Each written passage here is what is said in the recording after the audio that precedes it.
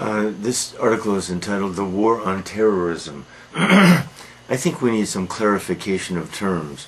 The author of this article considers the Japanese attack on Pearl Harbor an act of terrorism.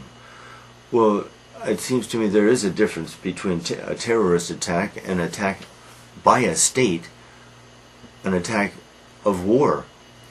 And yes, it's true, the attack on Pearl Harbor was an attack on soldiers, but civilians have often been the targets of attacks and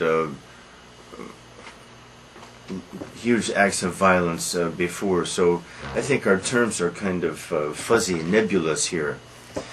Anyway, the point of this article is that in this age of terrorism, let's say, let's call it, anyone can be attacked anywhere. And that's generally true. The main attackers are Islamic fundamentalists who dislike or hate Western, meaning American, what should we say, incursions into their cultures, Western influence changing the old ways, the sacred ways to them, anyway. Now, this recent incident, the killing of Kim Sun-il, certainly fits into this article's scope perfectly. But I see a lack of clarity here too, and I'd like to talk about that a little bit. During the past 2.5 years, I would say, in Korea, with a rising of anti-Americanism kind of in the air, I've been watching this and it makes me wonder some things. I've drawn a conclusion or two which I'd like to share with you. The first incident that really triggered public, what should we say, rage, was the, as far as I remember, was the Winter Olympic farce when Mr. Ono, the Japanese American, he did have to be Japanese American, was given the gold medal, and the Korean, whose name I don't remember, was denied the medal. But what struck me at first then was, in that incident, was that the judge who made that decision was Australian. I've mentioned the Olympics before, and the incidents that followed, including the killing of the 2 middle school girls by the American tanks. Okay, it seems to me now this Kim Sun-il incident, there are Koreans who are, by a stretch, making this into an anti-American, somehow making this assume an anti-American dimension, or helping using this to fuel some anti-Americanism. When I see that, I'm reminded of the skating incident, and it seems to me the pattern here is kind of clear. I would say the cause of this is some of these incidents are fairly serious. The 2 girls, for example. If one takes numbers seriously, though, the incidents, a drunken driver here, a raped and killed woman there, 2 killed middle school girls there, these incidents are some of them accidents, some of them crimes. Sometimes maybe an American soldier got away with something, sometimes not.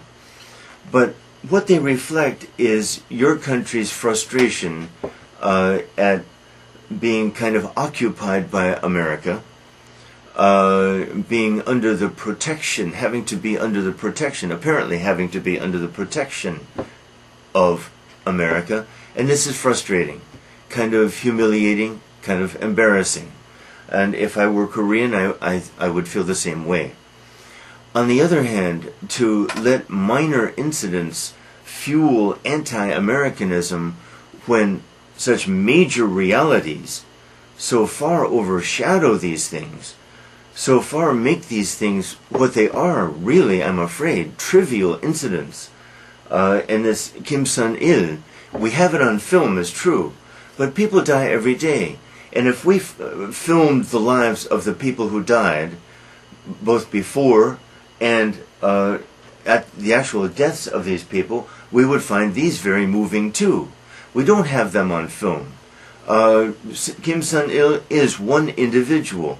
And yes, he was working for a Korean company that was selling supplies, is selling supplies to Americans.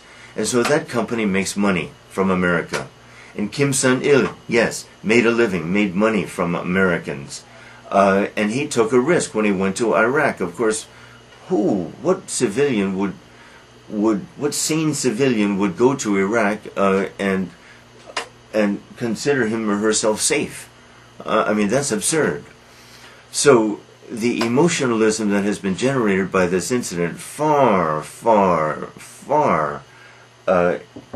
very exaggerated, far outreaches its true importance.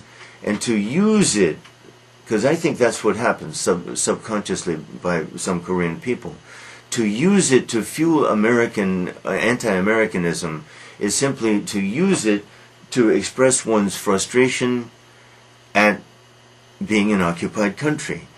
But the reality is, in my opinion, the reality is that the U.S. is here to keep peace in this region. And everyone in this region should be thankful to the U.S. Of course, we do this partly for our interest too. Peace means commerce, means trade, means at least the possibility of prosperity for everybody. War means death and misery, the cruelties and the normal things that happen in war we've seen in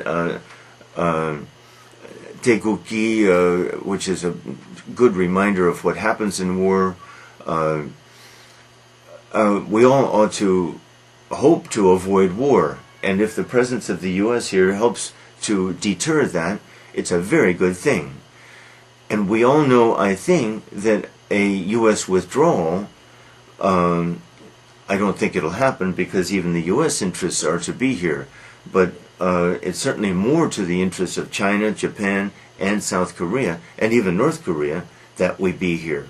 That's how I view it, and I assume everyone views it that way. My point is that I think we should, some Koreans should monitor their resentment of American presence and weigh its irritations, its worse than irritations, 2 girls run over by tanks, weigh it in terms of the cost, the big picture, the issues here, what's at stake here. I know some people, I don't think many people, but I guess some people would like to see the U.S. withdraw. And really some Americans would like that too, because we wonder, why are we here? We're not in danger from North Korea. North Korea represents no threat to us. Why are we here? If we withdrew and if the North attacked, we could get here pretty fast. We are still your friends and allies, and maybe you would resent us less if we were not here, if these obnoxious GIs were not here, though some of the GIs are certainly very good people. Maybe anti-Americanism would greatly be reduced if we were not here. I don't think that's true, because I think the consequences would be, one, so the point of the article is that terrorist attacks can happen anywhere. They don't really, the author doesn't substantiate that very well, but the author lists the countries that are regarded as protecting, harboring, or encouraging terrorism. Iran, Iraq, Syria, Libya, Cuba, North Korea, and Sudan. Remove Iraq from that list, I would say. I mean, that's not quite true, because the Kim Sun-il incident is a terrorist attack, I agree. Libya apparently is no longer on that list. Cuba, I think, is not really on that list either. So, but the war on terrorism continues, and Perhaps it takes a really glaring incident to remind us of these realities of the terrorists. Thank you. Sorry.